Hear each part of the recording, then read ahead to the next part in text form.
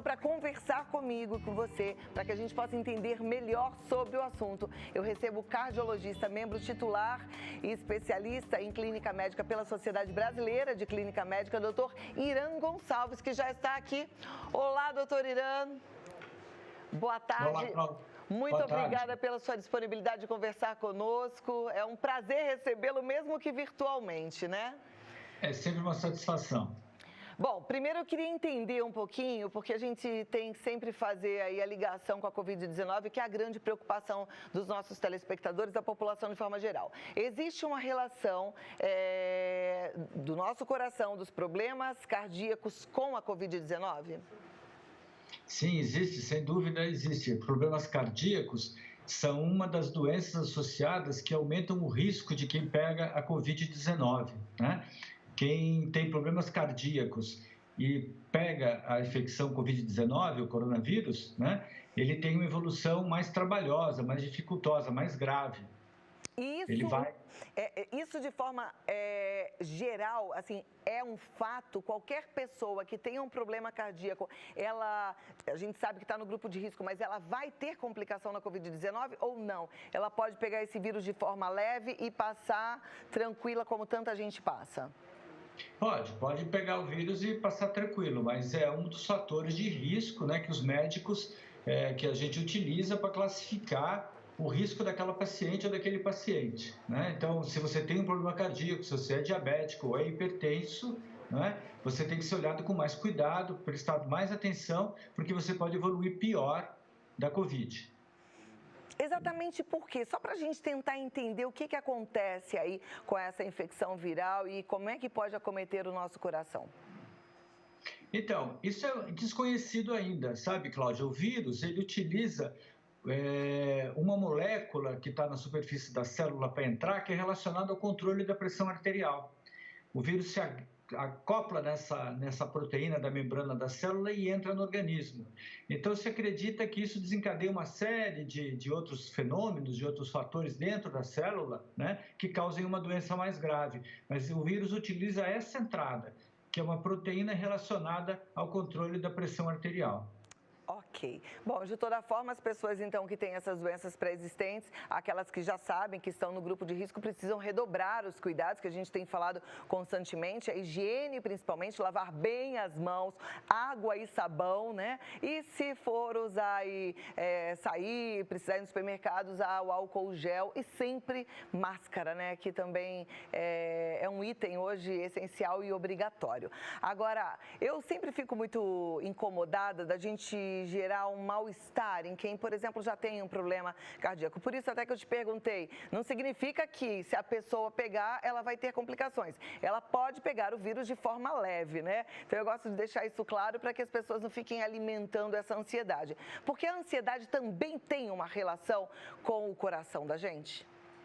Sim, o problema da ansiedade, né, que você estava se referindo no começo aí do programa, na apresentação, é o problema do estresse, né? O que é o estresse? É uma ansiedade aumentada, tá certo? Absoluta, né? Amplificada.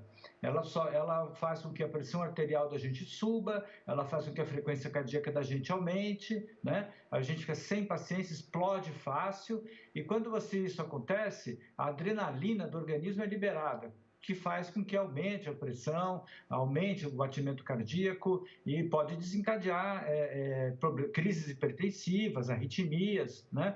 Então, já é uma situação estressante, a gente não sabe quem vai ficar doente, né?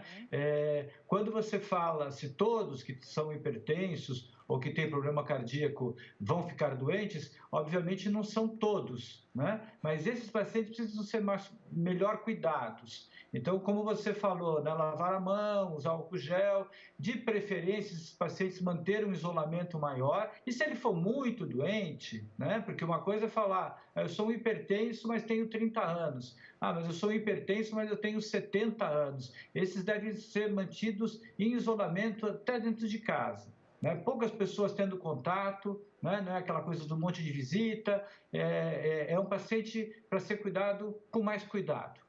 Perfeito, é interessante a gente reforçar isso, porque às vezes os mais idosos são os mais teimosos, né? Então realmente precisa se cuidar, porque todos eles são tão importantes para a gente.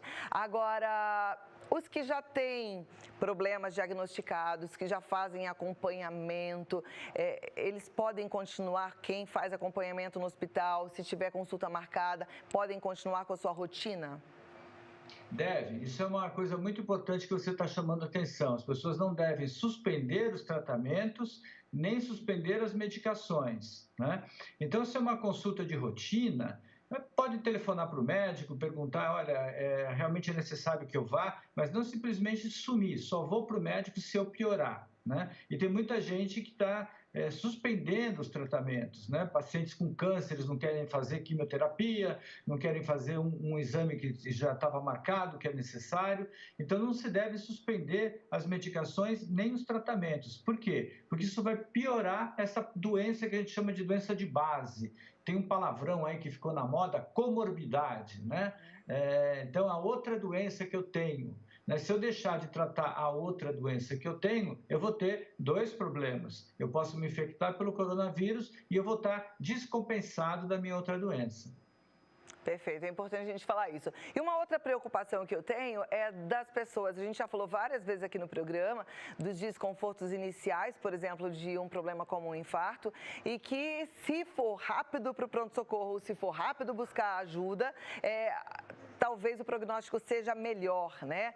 Melhor a chance de tratamento e cura. E aí, com medo de sair de casa, com medo de ir a um hospital, algumas pessoas podem ficar sentindo desconforto, estão começando um processo de infarto e ficarem em casa. Qual é o sinal de que tem que correr para o pronto-socorro?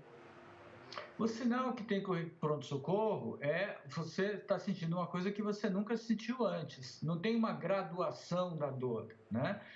Por isso que é importante, como você citou no começo do programa, as pessoas estarem tranquilas, procurarem reconhecer o que é uma ansiedade, né, do que é um peso no peito que ela nunca teve.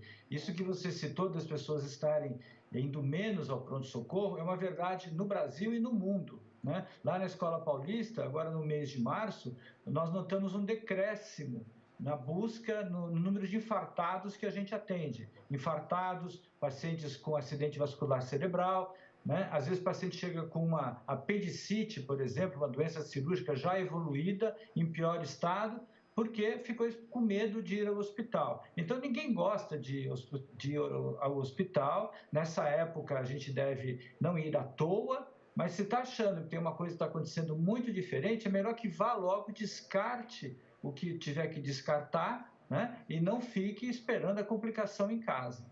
E essa complicação em casa pode ser irreversível, né? Pode ser óbito, pode ser morte, né? Ou pode, por exemplo, num caso de um infarto, você perder a janela de tratamento que a gente fala, né? Do músculo cardíaco poder ser recuperado. Uhum. Ok. Algum outro alerta importante, algo que a população precisa ficar atenta neste momento, doutor? Eu gostei muito do que você falou de Filipenses. Eu acho que você vê que na Bíblia já se fala sobre ansiedade, né? Pessoas que têm uma espiritualidade mais desenvolvida, conseguem manter a fé, elas evoluem melhor. Elas evoluem melhor das outras complicações, da pressão alta, da insuficiência cardíaca. Então, esse é um aspecto que tem que ser cultivado dentro de casa, né? Por cada um de nós. O Covid está aí, ele vai ficar, né? Passando o pior momento da pandemia, aqui no Brasil se estima que vai ter mais um mês ou um mês e meio até essas curvas começarem a baixar, ele vai ficar presente. Até existir uma vacina para ele, a gente não tem muito o que fazer. Então, se a gente ficar desesperado antes, morre na praia, tá certo? Então tem que tentar, né? Não é fácil para você, não é fácil para mim. Minha mãe tem 80 anos, mora aqui comigo, está lá no quartinho dela, pouca gente vai, eu não vou falar com ela. Eu abro a porta, oi mãe, tudo bem? Porque eu vou para o hospital todo dia, coloquei meus filhos para atender a avó, tá certo? E é bom que até cria um laço maior, né, entre a família. É isso. Nesse momento, acho que a gente tem que aproveitar, usar a nossa inteligência também para criar hábitos melhores para os nossos filhos, para o nosso convívio ficar mais produtivo. Quem está fazendo isso está tirando proveito desse momento tão difícil. Doutor, você já esteve aqui comigo, sabe como é que a gente funciona e a gente gosta de dar espaço para as pessoas em casa participarem. Também me preocupa a ociosidade, porque eu acho que eu sou daquele tempo que eu ouvia assim, muito a frase mente vazia, oficina do diabo, né? Então a gente tem que ocupar a nossa mente com coisas boas. Então estou chamando a turma para participar, para fazer as perguntas. Queria te pedir para esperar 2 minutinhos para a gente organizar as perguntas e aí eu faço as perguntas querendo ouvir a sua resposta. Pode ser? Pode ser sim. Então, você que está aí me assistindo, envie pelo WhatsApp no 11 9 50 45 18 40. Pergunte que já o doutor Irã, cardiologista, vai responder. Continua aqui, doutor Irã Gonçalves, cardiologista.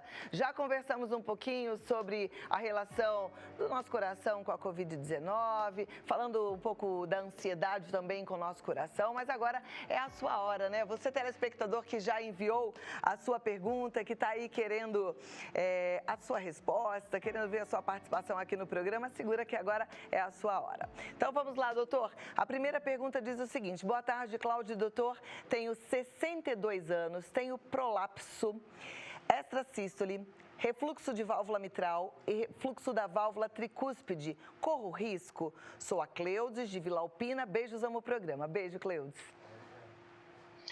A Cleusa provavelmente corre mais risco pela idade, só do que das outras patologias que ela falou. São geralmente patologias malignas, esse prolapso, essa extrasístole. Então, a Cleusa, se a gente fosse colocá-la num grupo de risco, seria mais por conta da idade.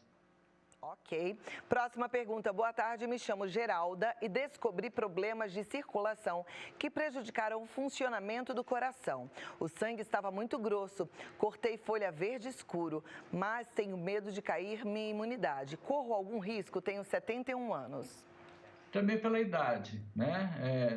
Não sei direito qual o problema desse sangue mais grosso que ela falou, né? Mas mais relacionado à idade, 72 anos, né?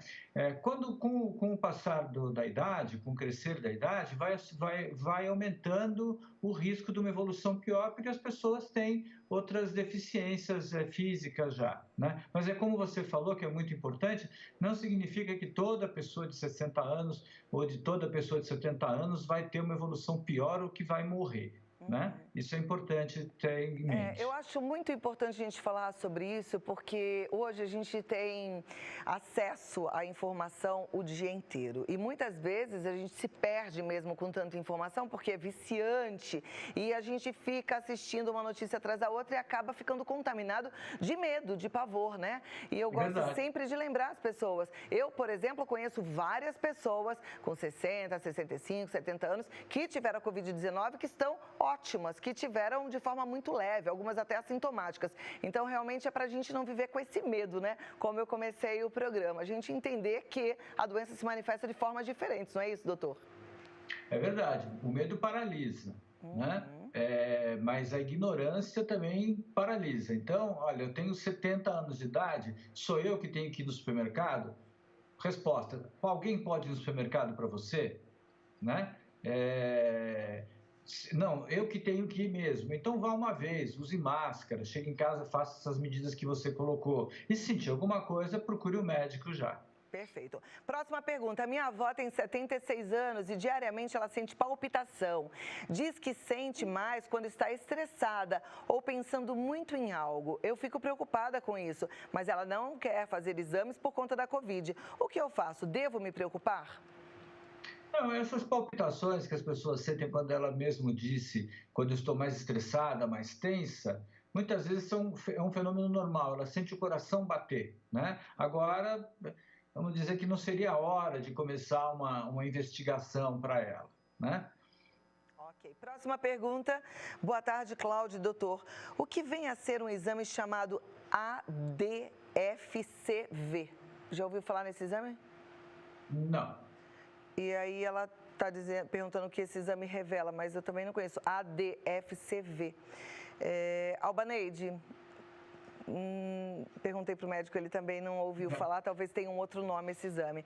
Boa tarde, me chamo Alexandre Melo, de Itanhaém. O consumo de ovos faz bem ou mal para o coração?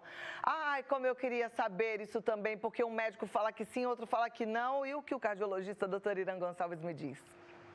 Então, os ovos aí, né, o consumo de ovos ficou na berlinda médica durante muito tempo, né? E hoje em dia, para ter uma resposta rápida, a resposta é não, não faz. Você pode comer o seu omelete, você pode comer o seu ovo frito, o seu ovo cozido sem problema, né? Não vamos comer uma dúzia de ovos, como não vamos comer 1 quilo de carne, né? Mas você colocar um ovo na dieta não tem nenhum problema. Maravilha. Doutor, muito obrigada pela sua participação. A gente está chegando ao final, mas tenho 2 minutinhos. Queria deixar esses 2 minutinhos, se você quiser complementar com alguma informação importante, algum alerta para a nossa população, nossos telespectadores. O alerta é, vamos manter o isolamento ainda, isso não é brincadeira, não tem hospital para todo mundo, tá certo? Mesmo quem pode pagar hospitais grandes, as vagas são limitadas, então a gente tem que ajudar a manter o isolamento. A gente vê o que está acontecendo aí em estados do Brasil onde não se conseguiu manter o isolamento, você solapa o sistema inteiro, né? Então isso é o mais importante nessa fase. A segunda coisa, quem tem um problema real, manter o seu tratamento, não pular etapas, não pular tratamentos, não modificar nada. Mantenha um contato com o seu médico quando possível, né? E mantenha a fé que isso passa. Muito bem, muito obrigada, um lindo dia, foi uma alegria revê-lo aqui através do Skype, um ótimo dia, bom trabalho, um abraço para toda a sua família, especialmente para sua mãe. Tá bom? Muito obrigado. Obrigada. E assim a gente segue o nosso Vida Melhor. Eu amo quando um médico que estuda, né, que não para de pesquisar sobre a vida, sobre o cuidado que a gente precisa ter com o nosso corpo físico, fala da nossa espiritualidade. Porque eu, Cláudia, acredito que não dá pra gente separar. Não dá pra separar o nosso corpo em mente, espírito e físico. É uma coisa só. Então a gente precisa realmente estar bem alimentado e bem protegido em todas essas pontas. Cuide-se, tá bom?